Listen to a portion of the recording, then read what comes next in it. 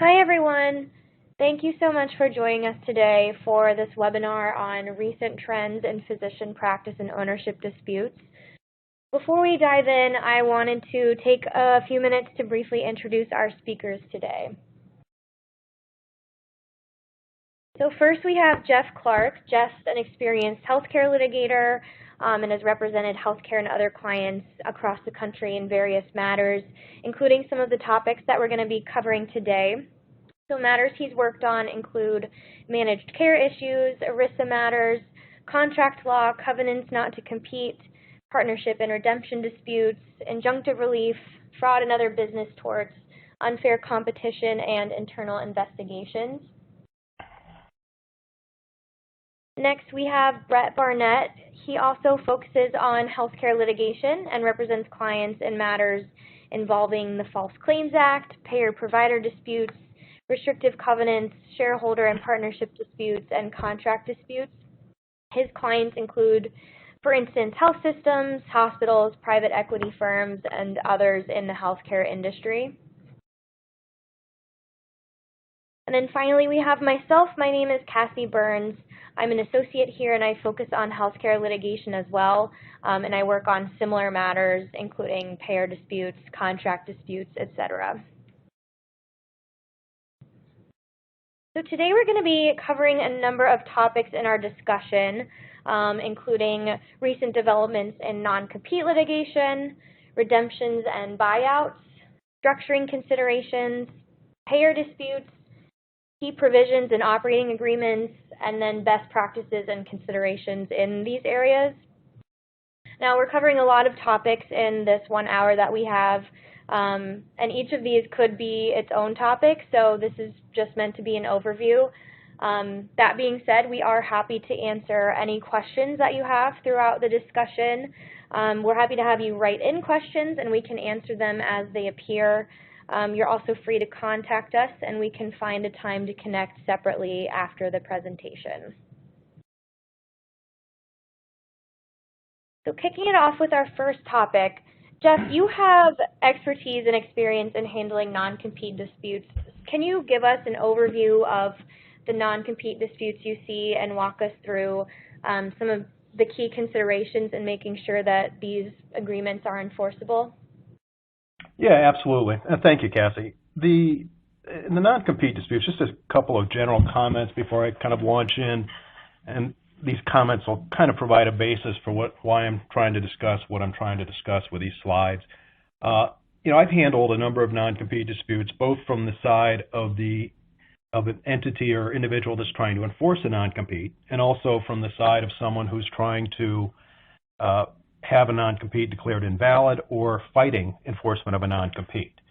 And if I had to choose in either side in any particular instance, I would probably always choose to be the side that's fighting enforcement of a non-compete. And the reason is that in order to enforce a non-compete and get a court order, an injunction, whether it be a temporary restraining order or a preliminary injunction, which is a court order stopping someone from violating a non-compete, you have to jump through several hoops. And there's hoops at there's 4 or 5 elements you have to show, depending on the state, just to show that the non-compete is enforceable.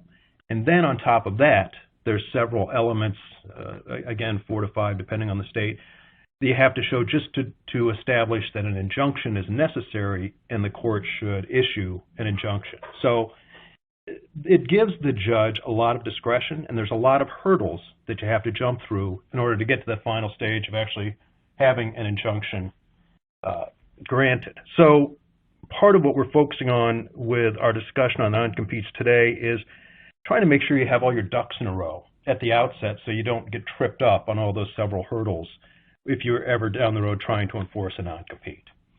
In this first slide we have, which is, just really kind of highlights where non-compete agreements are found. Non-competes are a creature of contract. They show up in operating agreements, whether it be for a joint venture, a shareholder agreement, and they can affect all the different types of individuals that have ownership in a joint venture, physician, management company, hospitals, etc.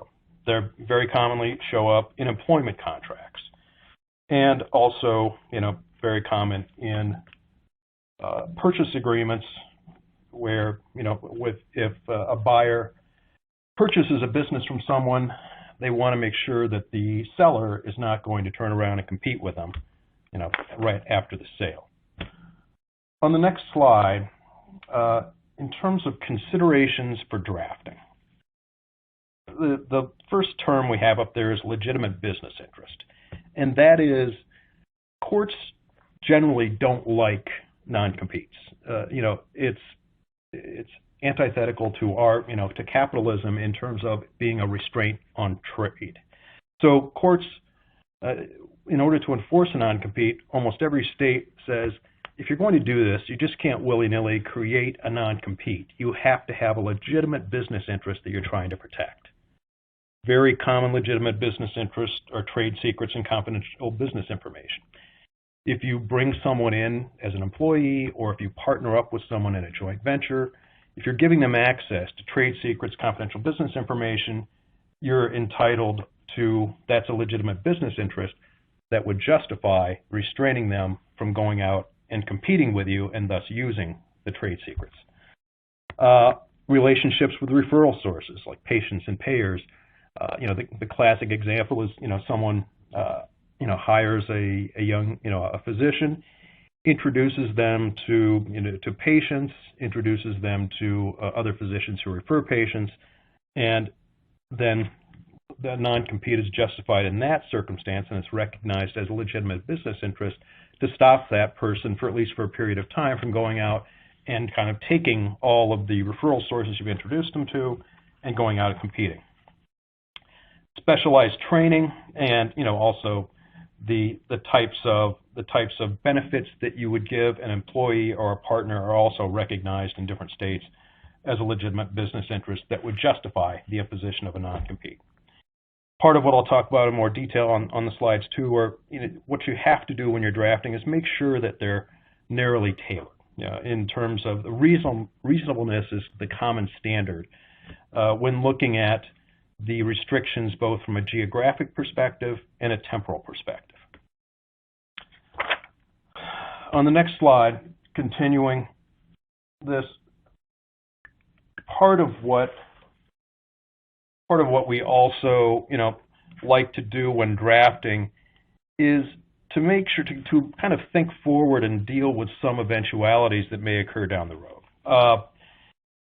such as if the business is sold that owns and controls the non-compete, avoid the assumption that you'll just be able to assign the non-compete.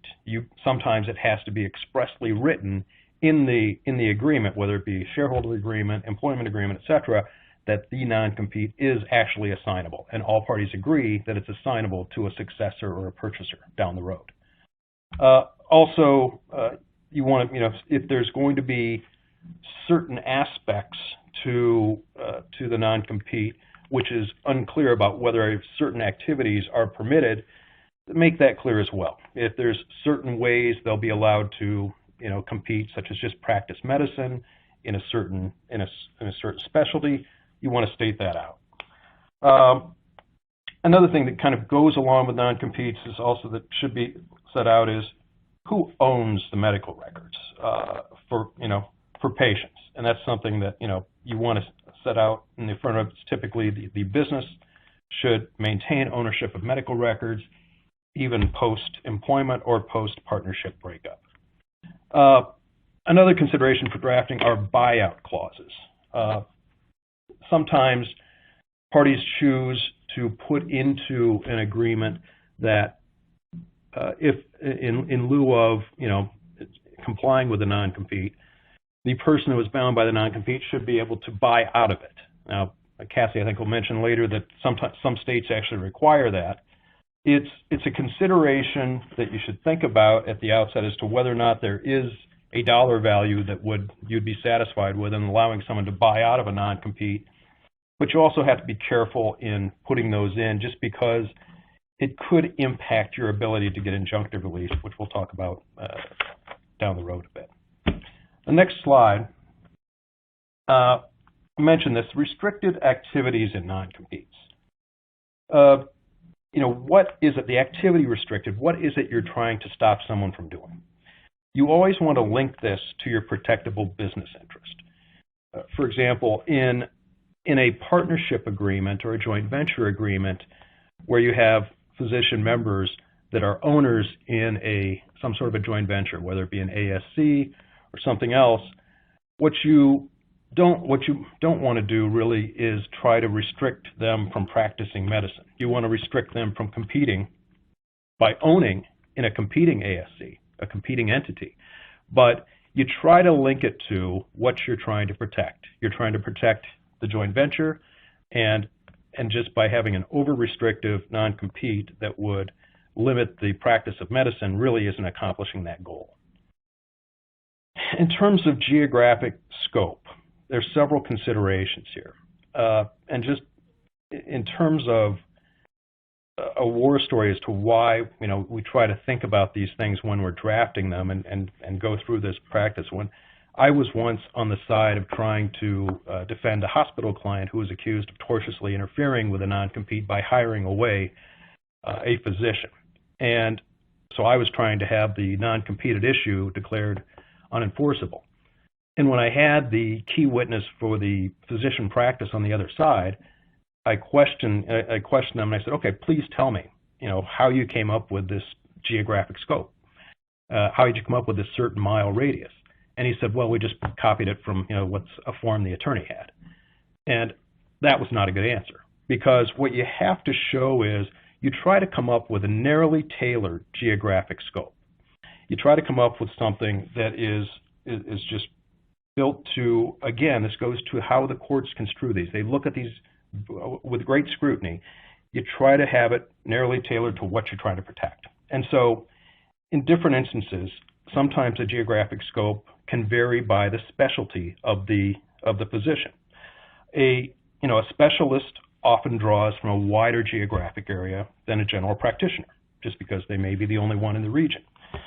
And looking at the population, their setting, obviously patients in regional hospitals draw from a much broader base in a rural area where they're, the only game in town, as opposed to an urban area where you may have, multiple competitors on every corner.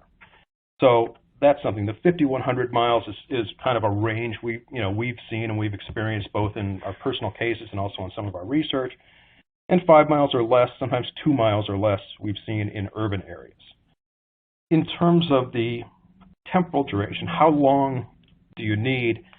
This, and before I leave the geographic scope, part of one way that I often advise clients to do this when you're trying to come up with geographic scope is do a zip code analysis of where you draw patients from, or where the particular individual will likely draw patients from. That is a nice, easy answer for if one of you are ever on the stand and you're being asked, how did you come up with this, this geographic scope? That's a good answer. It's like, well, we're trying to protect our patient base, which is X, this mile radius or these zip codes. The temporal duration, similarly, you want to be, you don't just want to go out and say, 5 years, 10 years. You want to go with what's really necessary to protect your business, to protect your investment in an employee. And so, we see anything from, 1 year, 2 years, 5 years at times. Obviously, the more conservative you are, the lower you go, the more likely it is to be upheld. On some state-specific considerations, Cassie, could you help me out and run through some of those that you've seen in the research? Yeah, definitely. So, as Jeff kind of touched on, non-compete law is state-specific, so there are these state-specific considerations to keep in mind when you're drafting covenants not to compete or opposing them. So a few examples. Last month in Illinois, the legislature actually passed a bill which amends the Illinois Freedom to Work Act. So that bill voids non-compete agreements for employees that earn less than $75,000 per year, or $75,000 per year or less. And that threshold amount will increase in years down the road.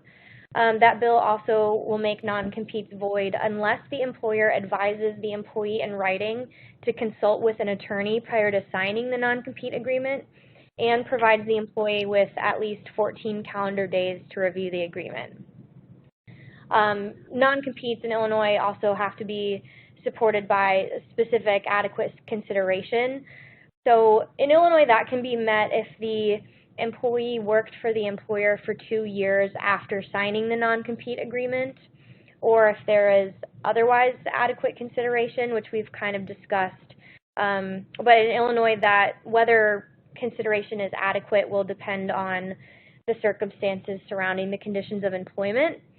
There are a couple of safeguards that can constitute consideration in Illinois. One of those is where the employee received tangible benefits such as office space, monetary incentives. Another safeguard is if the employer provided confidential or proprietary information to the employee. A couple other specific examples. Texas, the non-compete agreement has to specifically reference the Texas statute on covenants not to compete. Louisiana does not allow contract provisions that restrain lawful trade unless it fits into a specified provision in Louisiana's statute on restraint of business. So the applicable statute is definitely something that you or a client would want to look into when drafting these. In Louisiana, there's also a 2-year maximum duration for non-competes. And then there's also the agreement has to specify the specific parishes and municipalities where the restriction applies. So those are just a few specific examples of the state-specific considerations to keep in mind. But generally, you should look into whether a certain state is a blue pencil state and might consider just the non-compete portion of an agreement void, or otherwise revise the agreement. Any past waiver of a non-compete, presumptions of invalidity in certain states. For example, as Jeff mentioned, some courts just generally disfavor non-compete agreements. Other states will apply stricter standards when analyzing these types of agreements and whether they're enforceable. It's important to consider what choice of law applies in the contract, and then whether the compete is assignable or not.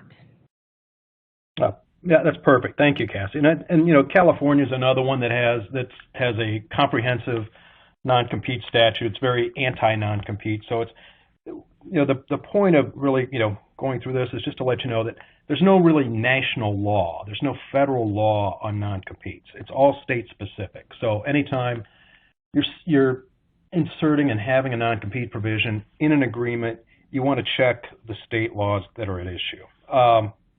And just a final comment on non-competes, and I've done a lot of these over the years, and given the discretion that a judge has, you not only want to have your ducks in a row in the beginning, but when you're considering whether or not to sue to enforce a non-compete, you want to make sure you like to have the better story from an equitable, from a fairness standpoint. The one example that I threw out, the classic example, is someone brings someone in, introduces them to all their customers, and then within 6 months, that new person who didn't build up the business goes and steals all the customers. That's one end of the spectrum. Another end of the spectrum is someone's trying to enforce a non-compete against an employee that they underpaid, they didn't treat well, an employee who had some terrible personal circumstances that require them to go out and be on their own for some reason. You want to make sure that, to as much as possible, you're kind of the white hat in the situation when you're seeking to either enforce or fight a non-compete. But other than that, that's all we have on non-competes. Obviously, we'll be able to address some questions at the end if anybody has any. Thank you very much, Jeff and Cassie. And switching gears to a related topic, and I say related in that non-compete violations often do form the basis for a redemption or buyout. Wanted to go through some of the just basic considerations that we see in redemption and buyout disputes that deal with either like physician practice ownership, ambulatory surgery center ownership in a distributorship, any types of those types of physician ownership models and where we're seeing litigation arise and some of the key considerations that, and this is largely from the employer or the practice perspective, but some of the key provisions and considerations that the company should be taking into consideration when deciding when to enforce and how to enforce a redemption. And so a couple of the big things that we wanted to touch on is obviously the safe is whether you go with a with cause redemption buyout or without cause. The safest route with most of these, even when you have a justifiable basis for triggering a for cause redemption, which can lead to a quicker payout, a lower payout amount, and a lot of benefits to the company, is to move forward with a without cause. And a lot of the reasons that we're seeing clients, and we sometimes advise clients on, like, listen, you have these grounds, they're colorable, we would probably prevail if it was challenged on a for cause basis, is that there's risk. There's risk, there's uncertainty, and for cause redemptions sometimes have very drastic penalties to the physician that's being redeemed, and therefore you'll have companies that want to just avoid the risk, the uncertainty of going forward with a for cause redemption that could be challenged, and they'll want to exercise that without cause provision. And so with that said, the necessary predicate to this, and something that Jeff will touch on later in our presentation when discussing key terms and operating agreements, is making sure that your operating agreement or whatever corporate governance documents that you're relying on, whether it's an employment agreement, a partnership agreement, an LLC agreement, or any variation of that, has a without cause redemption provision. Because a lot of these agreements don't have those drafted. A lot of people that use the form agreements that they find through their counsel, they only contemplate a for cause redemption. And so having that without cause hook is sometimes very helpful and advantageous when you want to move on from the relationship, but don't want to get entangled into prolonged and protracted litigation where both sides can be airing each other's dirty laundry on this. The flip side to that is, if you want to move forward with a for cause termination, the most common bases that we continue to see, and this has been true throughout the course of my practice, is terminating based off of ideas that you have a violation of compliance with the safe harbors. And this comes up most commonly in ASC ownership disputes. And most ASC ownership operating agreements that we most ASC operating agreements that we deal with will have affirmative requirements that all owners, both physician and any non-physician owners, need to comply with fraud and abuse statutes. And then the physician owners will need to also have specific considerations to, they can't have any arrangements or relationships that are in violation of the anti-kickback statute or the Stark law. And then the more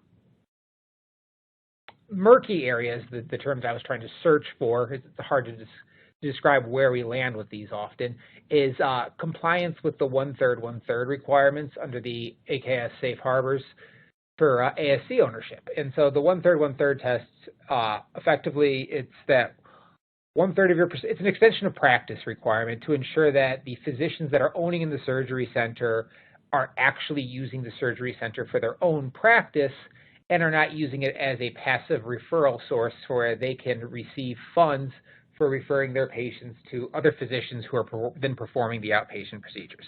And so the reason that this often becomes a contentious basis for litigation is that the redeemed or challenged physician will argue the flip side of that coin, which is, you're redeeming me for an improper basis. You're redeeming me because I didn't refer enough cases to the center. You're doing that because you wanted a kickback from it. You wanted it because of an improper reason that would potentially run afoul of the anti-kickback statute. And so the way that we've been counseling clients and the way that we try to set this up pre-litigation, because that's often when we get involved, is where we get brought in when there is a problematic physician or a physician that they're looking to redeem, and we're trying to make sure that our I's are dotted, our T's are crossed, we have our ducks in a row, whatever adage you want to use to that, is that there is proper documentation to show how you guys measure compliance with the 1/3 tests, what efforts have been made to correct, to remedy, to train the physicians on this, and then making sure that you are treating every physician owner fairly along these lines. And so what you don't want to do is you don't want to have instances in where your high referring physician who doesn't perform a number of its own cases is not even coming close to compliance with this rule, but another physician that you think is more of a low volume producer or doesn't bring as much revenue into the center, that's who you've targeted. And so those are the kinds of considerations that we try to make sure that prior to litigation, prior to the redemption, that we've navigated, that we've smoothed through, and that we've presented the best picture possible moving forward, knowing that a for-cause redemption is likely going to have a little fight and pushback to it, because it often goes into what I want to talk about next, which is the buyout concepts and provisions on this. And so the buyout concepts and provisions are typically the way that we structure these are you have a full buyout if it's a without cause. You get 100% of the formula amount, whatever that is, under the operating agreement, and then you take a haircut. And the size of that haircut differs on the operating agreement, it differs on the way that the company wants to do it, but it is often a significant amount. So we've seen different concepts that have been employed, some with varying success, and I'll get into the varying success aspect of this in a second, but typically you'll see like it's some kind of reduction, whether it's a 40% reduction, a 50% reduction off the normal without cause buyout price. The where that we get into some, or you'll do a book value measurement of the redemption price, where we see challenges that I think are colorable, and it all comes into narrative building with in front of the court or the arbitrator, depending on who you're in front of, is where you have the ability to redeem a physician for $1, or it's a forfeiture of their buyout shares, or it's a negative redemption where they walk away for $0. And it's those kinds of punitive measures for redemption that are often challenged as improper and excessive.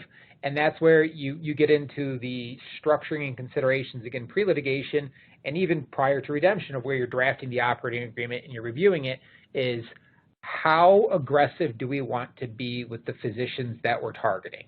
And so whereas on the outside and the optics, it might look nice to say, okay, if a physician does something that gives rise to a for-cause termination, and they're screwing with the liveliness or the livelihood of the center, its ability to comply with regulations and rules, which is a lot of the reasons why physicians are terminated with cause to begin with, we want to make sure they're punished on their way out the door, because that's the kind of messages that we want to leave. We want to make sure that physicians are incentivized and properly motivated to make sure that they are running their practice in compliance with what we're trying to accomplish here.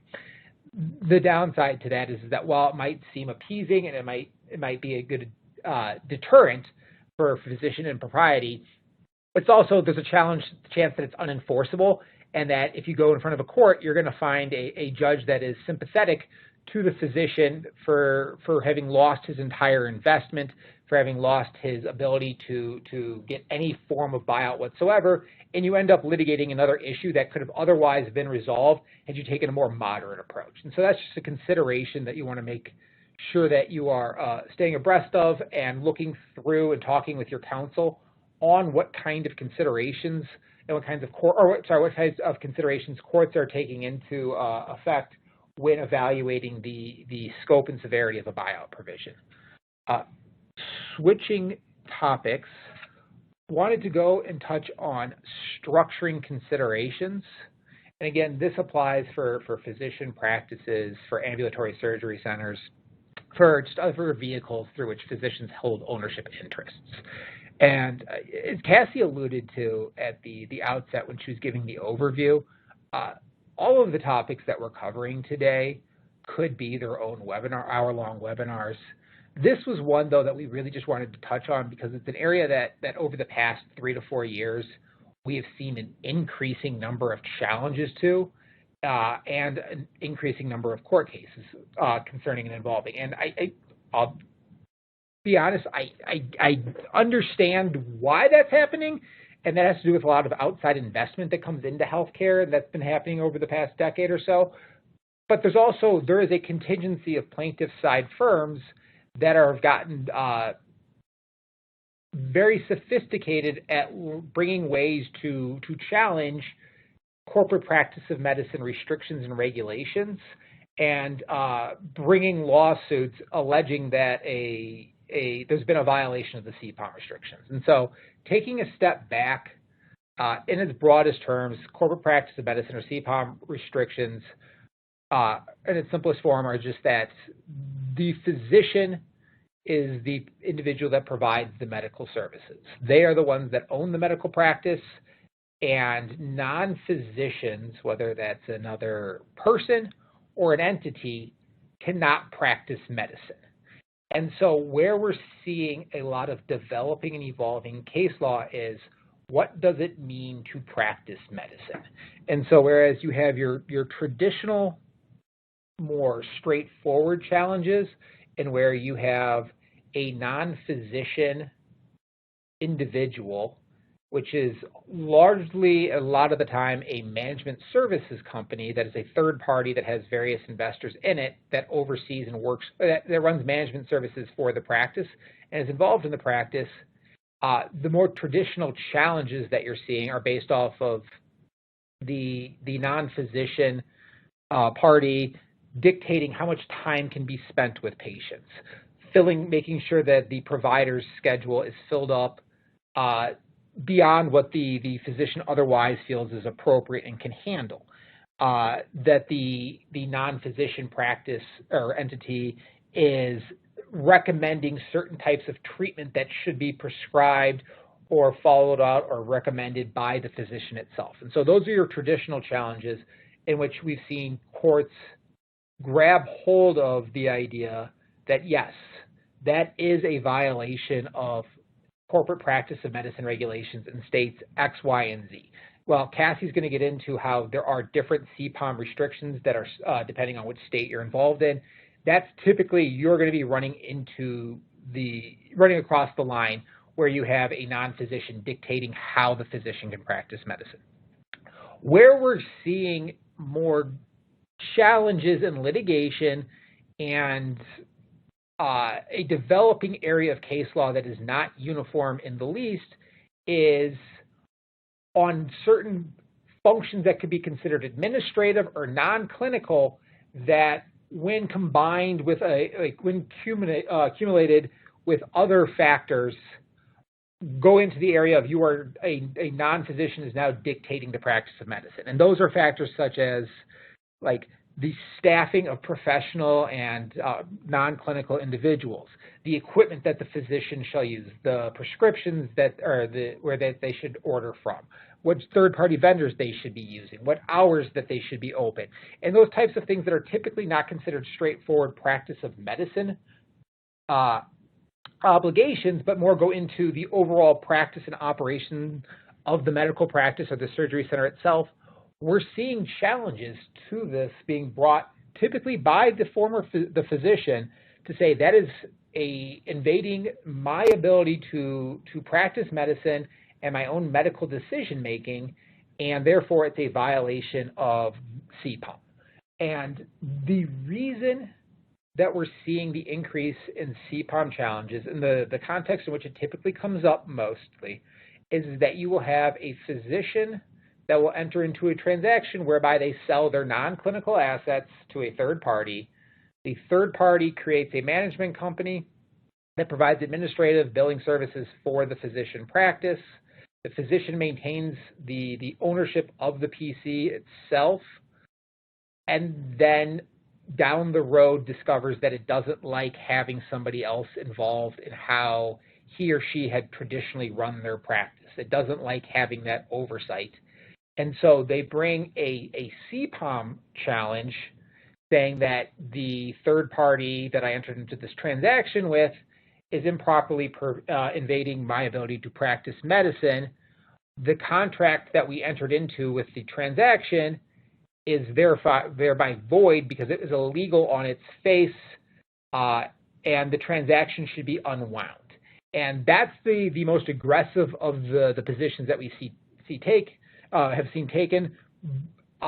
It is a stretch in a lot of the times that we are dealing with this in our own personal litigation, but it is something that just causes the third part, or the non-physician party to have concern and have reservations about the potential specter of being brought into litigation, having their personal finances aired out, and then having a structure that they have likely replicated with other physician practices challenged on a systemic-wide basis. And so it does draw some attention. It does provide some leverage to the physician. And like I said, there are plaintiffs' attorneys that have latched onto this and have started copycatting one another on these types of challenges. And it's something that we expect to continue to see moving forward in the future. Now, the first three topics that we covered, non-competes, redemptions, and structuring considerations, are all internal. They're about the ownership of the physician practice or the ambulatory surgery center. Wanted to switch gears and talk to disputes that you have with third parties. And the most common third party that we have disputes with when we represent practice groups, health systems, hospitals, ambulatory surgery centers is with payors. And whereas there are just immeasurable numbers and types of disputes that you can have with payors, and they can be from full-blown litigation to an exchange of some nasty letters with an audit request and everything in between, wanted to give a high-level overview of what we are seeing in three different areas. And one is your ERISA disputes, two is your contracting or your in-network disputes, so where the provider is contracted with the payer, and then three is, and this goes hand in hand with your ERISA disputes, is out-of-network.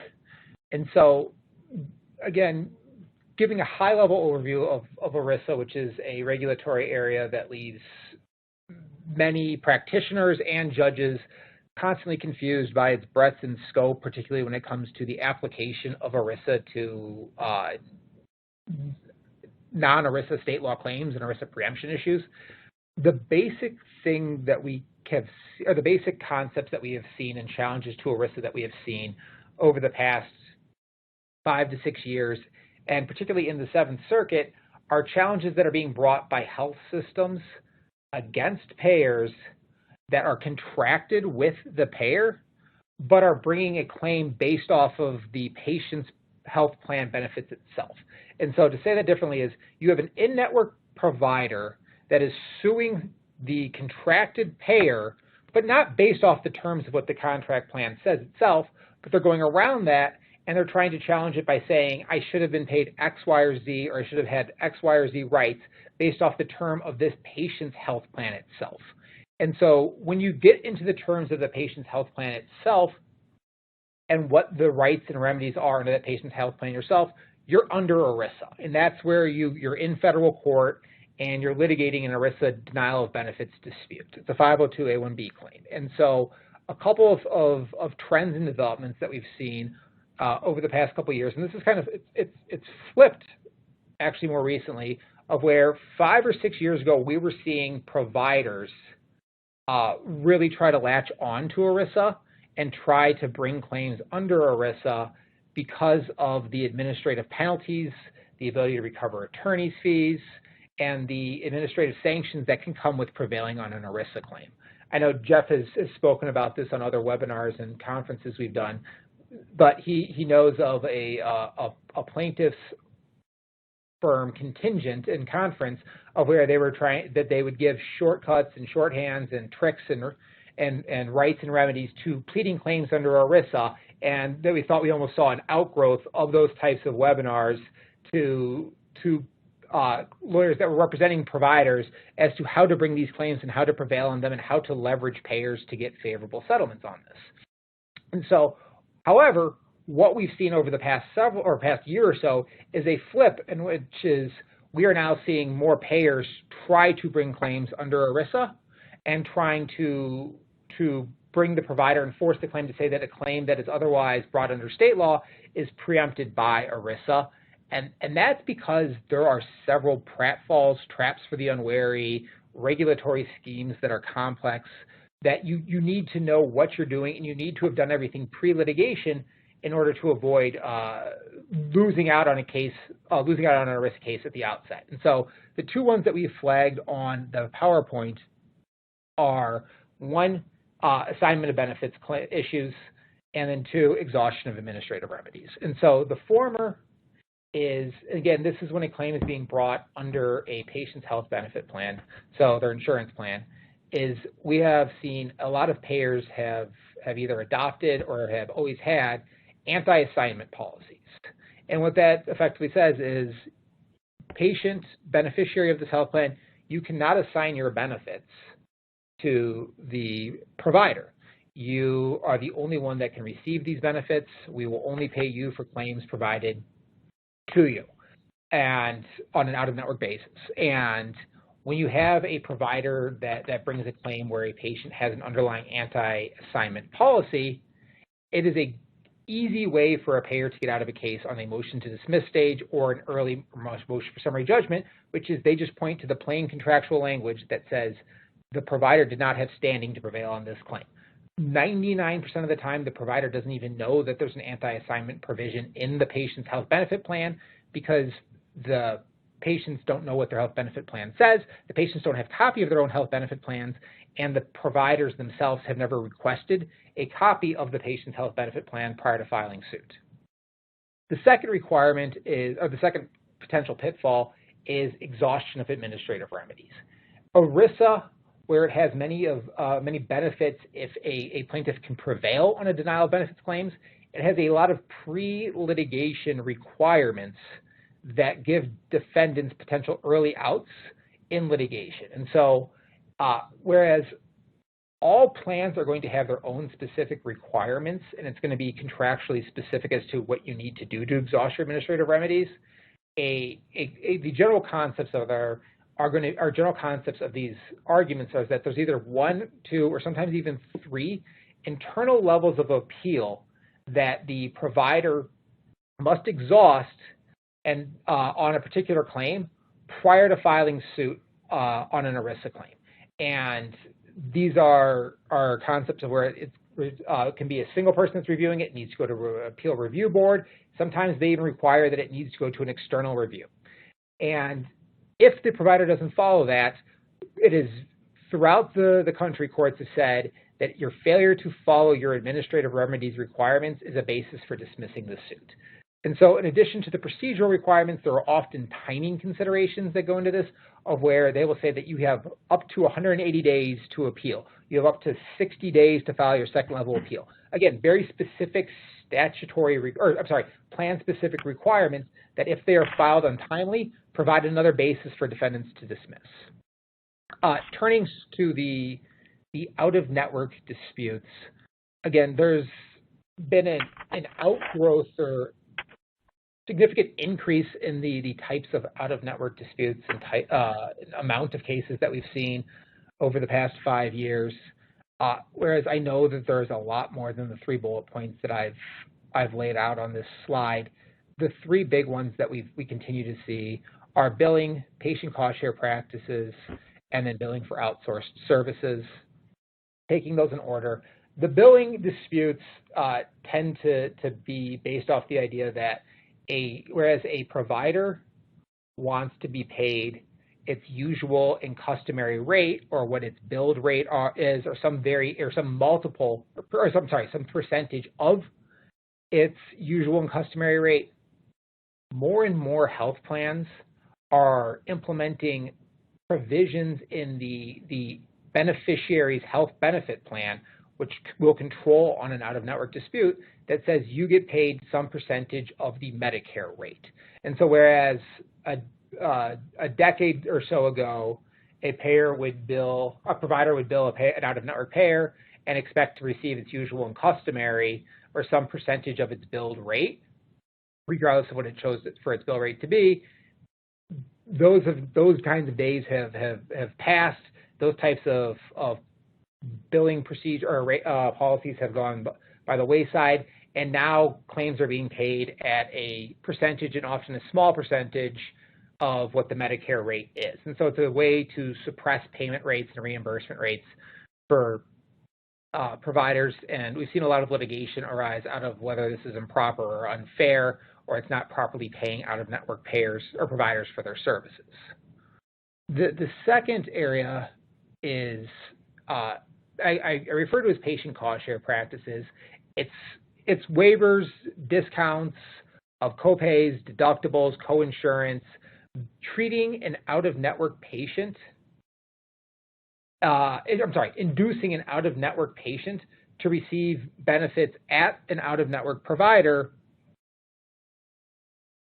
by giving them a financial discount. And so this has been for as long as I've been practicing, area of constant dispute and debate between payers and providers. And the dispute typically relates to and bases off of what is the appropriate amount to charge a patient for their cost share obligations on an out-of-network basis. And so on the one end of the spectrum, the most aggressive and problematic from the provider's perspective is a total and complete waiver of patient cost share obligations.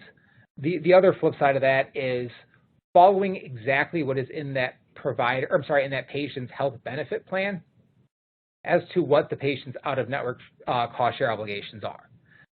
Where we are constantly monitoring case law developments and advising clients and providing lists of prophylactic measures from most conservative to most aggressive is the fact that a patient's out-of-network cost share obligations can sometimes be 40% of what the charges are. It can be some astronomical amount that makes it prohibitively expensive for the patient to see an out-of-network provider. And so it's finding ways to come up with different ideas to advance to payers on what is less than a full cost share obligation, what is less than that 40% amount of billed charges, and trying to come up with ways to which you can ensure that you are not running afoul of state insurance laws, surprise billing laws, setting yourself up for a claim for fraud by a payer or an audit, but also making sure that you're allowed to bring in and able to still bring in those patients that are contracted with an out-of-network payer. And so with that, the next two slides, and I'll go through them on a very quick basis because I know we're running out of time and still have a couple of topics left to cover, are just some best practices that you should consider from both sides of the spectrum. And Jeff had mentioned in the non-compete context that we've represented both those challenging to invalidate a non-compete and those seeking to enforce a non-compete. The same is true with our practice for these type of overpayment disputes, of where we've been on both sides of the fence and been able to see how arguments are developed from both the payers and the provider's perspective, which I think is a unique benefit of our practice in some respects. And so some of the best practices that a provider can follow are knowing what the state law requirements are. And I know that this requires constant monitoring of what state law developments are, but thankfully there's a lot of great resources out there like law firm updates. I know McGuireWoods constantly is publishing on developments on state law insurance policies. You have healthcare publication systems like Becker's that are constantly staying out and giving daily updates on what's going on state insurance laws. And then the second is knowing what's in the contract, the applicable contract, whether that is the terms of the provider contract that you have with the payer, or whether it's the terms of the patient's health benefit plan. And so you might say, well, we can't just get the health benefit plan from the patient, but what you can do is you can call the insurance company, and the insurance company, when you're doing your pre-auth, your pre-cert, they will give you the key provisions. They have to recite them. It's an obligation. It's not an obligation. Their failure to do so can it can provide the basis for a claim if they provide you incorrect or inaccurate information. And so then on the flip side, you have just best practices for payers and what you can do to ensure that you are positioning yourself as strongly as possible, both pre-litigation and then during litigation, and that it's going through, a lot of it's the same kinds of concepts. So we're making sure that you're staying abreast of state policies and knowing what's in your plans. Do you have extensive anti-assignment prohibition requirements? Do you have extensive exhaustion requirements? And then what are you going to do when you're in litigation in order to prove your damages? I know in that bullet point we talk about extrapolation. That's your ability to synthesize multiple claims and use it as a basis for sampling for whether you have damages or liability that's able to be proven.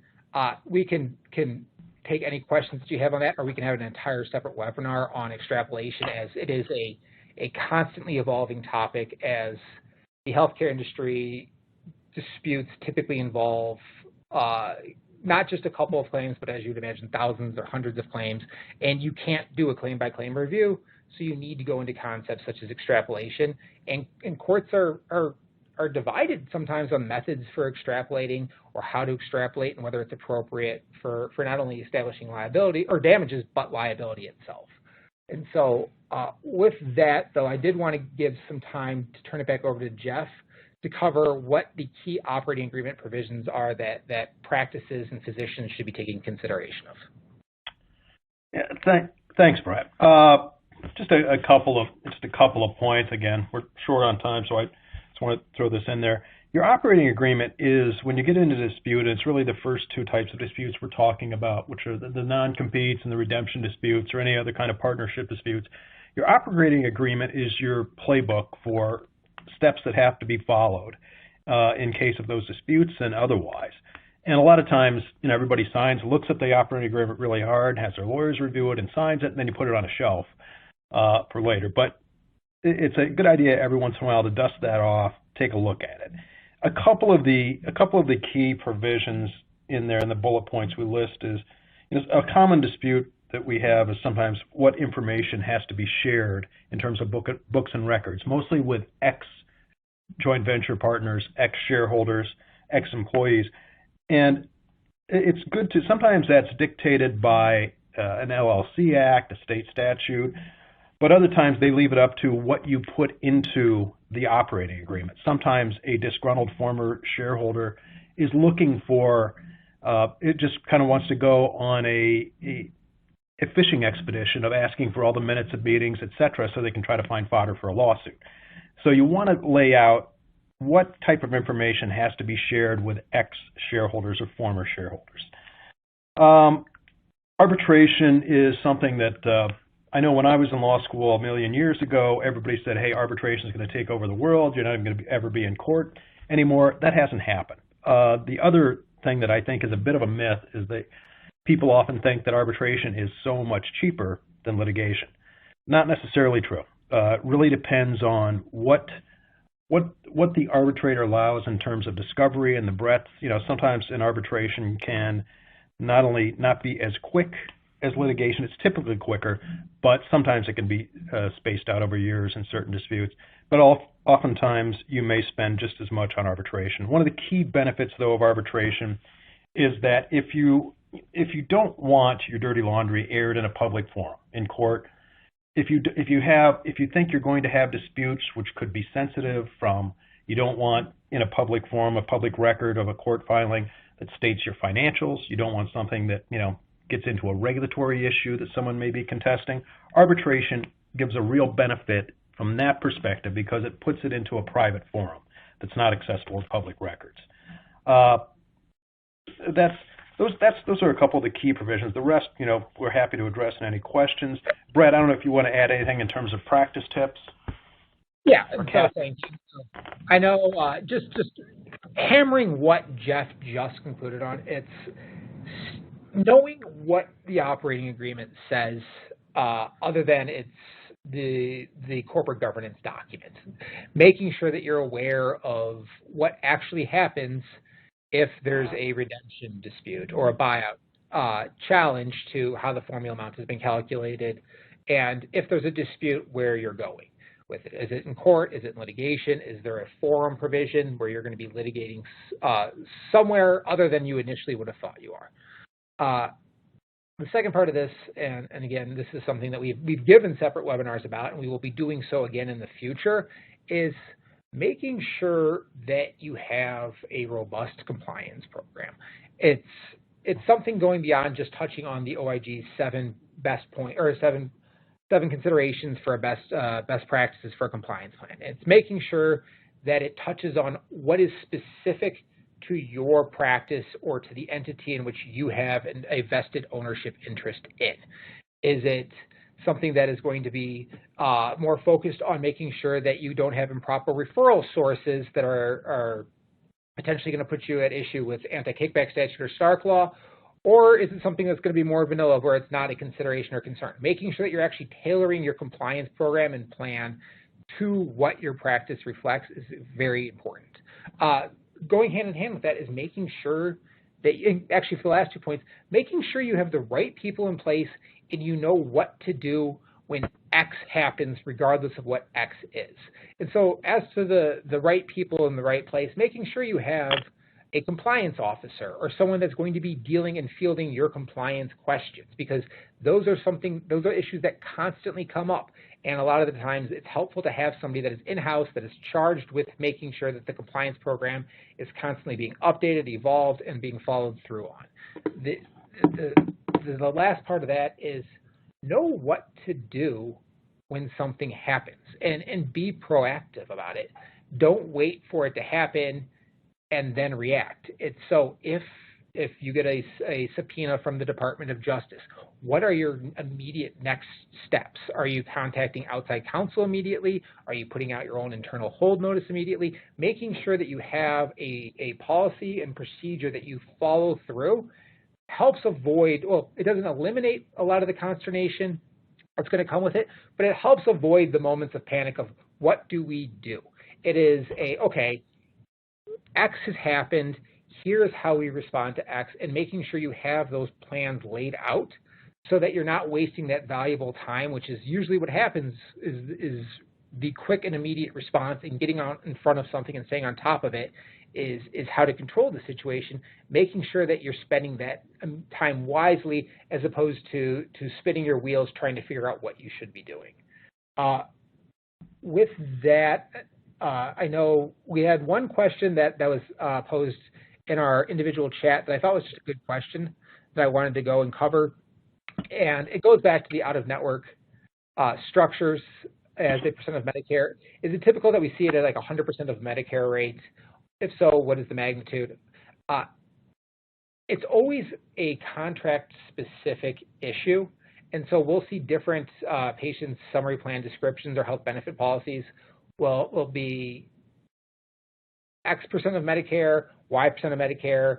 It could just be that it's 100% of Medicare. We will pay commensurate with what Medicare is. But most commonly, what we have seen when we've been litigating this over the past couple of years is it's 125% of Medicare or 150% of Medicare. That's not an across-the-board answer. It's going to be patient and policy specific, but that's typically what we're seeing with it. And so with that, we are at the top. We're at 1 o'clock, and so 1 o'clock Central. And so we're going to wrap up the webinar, but wanted to thank everyone for participating and joining in and listening, and that to remind you that Jeff, Cassie, and I are happy to field any questions that you might have on this. Thanks again, everyone, for joining. Thank you.